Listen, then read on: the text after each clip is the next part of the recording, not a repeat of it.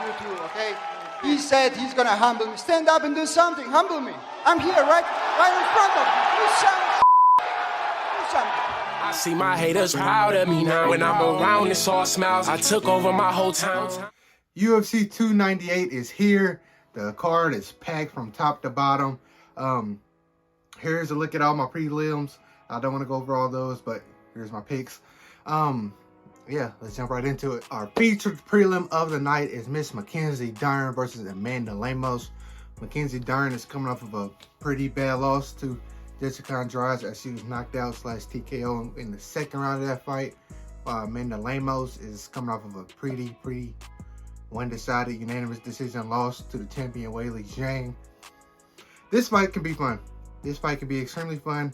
Hopefully Mackenzie Dern's been working on her striking because that was really exposed in the Andrade fight. While Amanda Lemos, I don't know what she can do. I don't think she's the champion if Weili's the champion because, Jesus, that Weili made that look really easy. But if Miss Mackenzie Dern can get this fight on the ground, she has a very good shot. I don't think she's going to be able to do that. So I am taking Amanda Lemos by a second round knockout. Lemos, some unbelievable finishes. Oh my God! Lemos heard from again! Anthony Hernandez versus Roman Krepelov is kicking off our main card. Both of these fighters are on 4-fight win streaks, while Anthony Hernandez is coming off of a finish over Edmund Shabazian. Yeah, this is a fun, stylistic fight. Stand-up should be pretty good. Roman Krepelov keeps surprising me. So with that being said, I don't got too much to say on this fight, but I will be saying I will be taking Roman Krepelov by second round knockout. Rim's just kind of blocking with one arm. Yep. You have got to use that. That'll do it. Roman Krepelov. Next up, we got a fun fight at 135 pounds. Mr. Merab Dvalishvili, I think I said his last name right, versus Henry Cejudo. Merab is trying to claim his third former UFC champion, while Henry Cejudo is trying to get himself back in that title picture after that loss to Aljamain Sterling last year. Wrestling is the key point of this fight right here. We got a very good MMA wrestler in Merab the Machine versus Olympic gold medalist. We're going to see little guys move really fast, and I cannot wait for that fight. I just think right now, Merab I feel like it's his time. It's his time coming up. And if Henry can do it, he deserves a title shot. I mean, no doubt about it. But Merab, I know a lot of people don't like his style of fighting. If you don't like it, tell the opponent to stop it. They haven't stopped it yet, or at least in a while. Man, I can't wait for tonight's fights at all. This fight right here is going to kick off a string of 4 really good fights. But with all that being said, I think Merab gets it done. He's been training with Aljo. Aljo got it done. A lot of people don't disagree with that decision. I agreed with it. But what do you guys think about this one? Let me know. I'm taking Merab by decision. I've never seen a fight where someone's landed this many strikes in a row and nothing else has happened on the other side. He's got that wrist control now, DC. That'll do it. 7 in a row for Merab Dvalishvili. Prediction for fight of the night: Jeff Neal versus Ian Gary. Jeff Neal's coming up of a fight of the year contender, and his loss to Shavkat Ramonov, which he got finished in the 3rd round, while Ian Gary is still undefeated, is still brass, and still trying to kick an ass. This fight was supposed to happen last year. It got fizzled out. But I'm glad that they remade it, and I'm glad they put it on this card because this thing is a banger. Ian Gary's striking is very special. Him on the mic is absolutely garbage. But we're not talking about the mic skills. We're talking about the fight here. Ian Gary has probably some of the cleanest striking I've seen. Best footwork I've seen in a while. I'm not going to say best ever, but in this context of this fight. And Jeff Neal has knockout power. A lot of people forget, but he does have a head kick knockout. I'm just saying. And Gary said he doesn't throw any kicks. If that catches him, internet might explode. But yeah, this is going to be a good fight. This is going to be a fun fight while it lasts. I don't think it goes to the decision or the judges. So with that being said, I'm taking Jeff Neal Jeff Neal's third round knockout. Jeff Neal, third round knockout. What do you guys think about this one? Let me know. Wow, Luque swings back just in time. How is Luque still? That's gonna do it! In the co-main event of the night, we have the Reaper coming back. Robert Whittaker versus Paulo Costa, however you want to say it.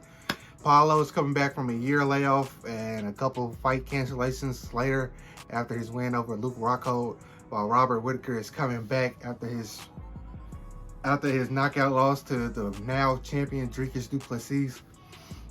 And I think this is one of those fights. They can set it up for a title fight. Whoever wins this fight, especially if it's an exciting finish, they can set themselves up for a title shot easily. Now, whenever Israel Adesanya comes back, he gets the next title shot. I don't care what you say. I really don't, because he was a dominant champion. You don't like what he had to do outside the cage, paint his nails. I didn't like that. That's not for me. But he was a dominant champion while he was champion.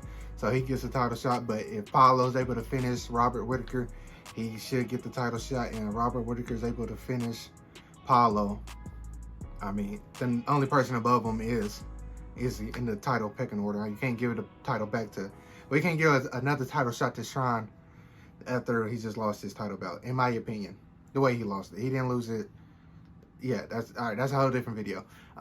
About this fight, we haven't seen Paulo in a while. We have not seen him in over I want to say a year and a half. His fight against Khamzat, what's his name? Chimaev. I don't know if I said his first name right. Chimaev got canceled because he had to have elbow surgery. That fight was going to be bonkers, and I hope they can rebook it in the future. But Robert Whittaker, he got clipped by the South African. We haven't seen Robert Whittaker get clipped like that except whenever Izzy did it to him. It's rare to clip Robert Whittaker like that. I think Paulo Costa can do it. I honestly think he can. A lot of people count him out. They just think he's there for a check. I believe him. I mean, this is the best he's looked in a while, and it seems like he's taking it pretty serious. And I am taking Paulo Costa by decision over Robert Whittaker, or a third round late knockout. I don't think he gets him out of there early like the last couple guys, but yeah, that's my decision on the co-main. I'm taking Paulo Costa to win. But look at Costa, the young guy, not just headhunting here, going to the body. That's it. Wow! Paulo Costa does The it! main event of the night, we had the greatest featherweight of all time, Alexander the Great Volkanovski versus Ilya El Matador Topuria. Ilya has earned his title shot by beating almost every style of fighter in the UFC featherweight rankings. Josh Emmett, brawler, power swinger, took him to decision, a pretty clean, decisive decision. Bryce Mitchell, grappler, choked, head and arm choked. That was actually nasty. Ryan Hall, pure grappler, knocked him out cold. I don't know what he was. Yeah, that Ryan Hall is Ryan Hall. Alexander Volkanovski, his 2 shots at 155 gold double champ status has failed. He is back to try to retain his crown at 145 and prove why I called him the greatest featherweight of all time to start this. A lot of people are counting him out. A lot of people are calling him old. I don't think he's either one of those things. I just think Islam Makhachev is really that guy, 155 pounds, who can beat him, honestly. Justin Gaethje, I want to see that fight. Hopefully it happens soon. I know Islam says he's not fighting during Ramadan. I respect it. Whatever it is, Justin Gaethje got to get through Max Holloway. The UFC landscape is heating up and it's fun. It's real fun. I think 145 stays in Australia, or I think he's from Australia. That might be mad disrespectful. I'm pretty sure he's from Australia or New Zealand. I think it stays with Alexander Volkanovski. I think Ilya will be champ one day. I just think Alexander Volkanovski is... The way I see Islam at 155 is the way I see Volk at 145. I don't see anybody in the stratosphere with him. Ilya is close. He's probably the closest one. I will say that. But yeah, I am taking Alexander Volkanovski, third round TKO knockout. I think we see that there's levels tonight. So what do you guys think? Let me know. I know this is my first video on this channel. Hopefully you stick around. I'm gonna do all type of sports. I'm probably post some of my TikToks from here. If you don't follow me on TikTok, well, I know you don't follow me from TikTok on here. This is a new account. Yeah, there it is right there. You probably see a lot of the same videos. Maybe you're gonna see long form over here, obviously, but yeah, who y'all got tonight? Let me know. It should be a fun night. Yeah, be good people. Peace.